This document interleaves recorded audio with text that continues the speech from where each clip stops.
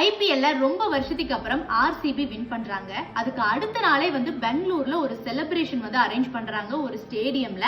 அந்த ஸ்டேடியம்ல வந்து 35,000 வந்து ஒரு 40,000 பேர் மக்கள் தான் அங்க உள்ள இருக்க முடியும். ஆனா கூட்டம் அப்படின்னு பாத்தீங்கன்னா 2 லட்சம் பேருக்கு மேல வந்துட்டாங்க.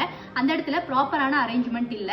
அந்த 2 லட்சம் பேருமே வந்து அந்த ஸ்டேடியம்குள்ள போகணும், நம்ம விராட் கோலியை பார்க்கணும், ஆர்சிபி டீமை பார்க்கணும் அப்படின்னு முட்டி மோதி உள்ள போகும்பொழுது கிட்டத்தட்ட 13 பேர் வந்து இறந்து போயிட்டாங்க. பல பேர் வந்து காயமடைஞ்சு ஹாஸ்பிட்டல்ல அட்மிட் ஆயிருக்கு. இதுக்கு அந்த கவர்மெண்ட் சைட்ல இருந்து என்ன சொல்லிருக்காங்கன்னா, நாங்க இவ்வளவு கூட்டத்தை எதிர்பார்க்கல, திடீர்னு வந்து நிறைய கூட்டம் வந்துட்டாங்க அப்படின்னு ஒரு காரணம் சொல்லியிருக்காங்க. இன்னொரு காரணம் என்னன்னா, முன்னாடி நாள் ஜெயிக்கிறாங்க, அடுத்த நாள் வந்து இந்த விக்டரி செலிப்ரேஷன் வந்து ஏற்பாடு பண்றாங்க.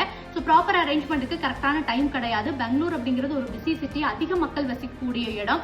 அந்த இடத்துல ஒரு அரேஞ்ச்மெண்ட் பண்றது அப்படிங்கிறது ரொம்ப கஷ்டமான ஒரு விஷயங்க.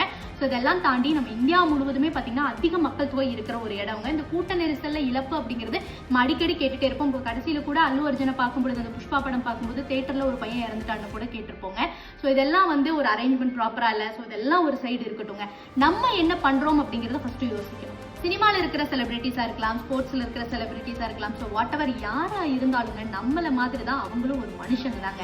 முட்டி மோதி போய் அவங்களோட செல்ஃபி எடுத்து அதை சோஷியல் மீடியால போஸ்ட் பண்ணீங்க அப்படின்னாலும் உங்களுக்கு இன்னொரு 10 லைக் ஜாஸ்தியா வரும். ஸோ அதனால உங்களுடைய குடும்பத்திலேயோ இல்ல உங்களோட தனிப்பட்ட உங்களோட கெரியர்லயோ எந்த ஒரு வளர்ச்சியும் ஏற்படாது. ஒரு செலிபிரிட்டி நம்மளுக்கு பிடிக்கலாம், அவங்களுக்கு நம்ம ஃபேனா இருக்கலாம், அதுவே வெறித்தனமா இருக்கக்கூடாதுங்க. வெறித்தனமா இருக்கும் பொழுதுதான் நம்மளை சுத்தி என்ன நடக்குதுன்னே தெரியாது. எல்லாத்தையும் மீறி எப்படியாச்சும் அவங்கள பாத்திரணும், அவங்க கூட பேசிடணும், ஒரு போட்டோ எடுத்துடணும் அப்படிங்கிற ஒரு எண்ணம் தாங்க மனசுக்குள்ள இருக்கும். அதுதான் இந்த இடத்துல தப்பு. நம்ம இந்தியா பொறுத்த வரைக்கும் காமனா ஒரு விஷயத்த எல்லா இடத்துலயும் பாக்கலாங்க. அப்படியே லைன் சரியா ஃபார்ம் பண்ணி ஒரு இடத்துல போயிட்டு இருக்கும். இடையில 2 பேர் மட்டும் வந்து முன்னாடி போகணும் அப்படின்னு முயற்சி பண்ணுவாங்க.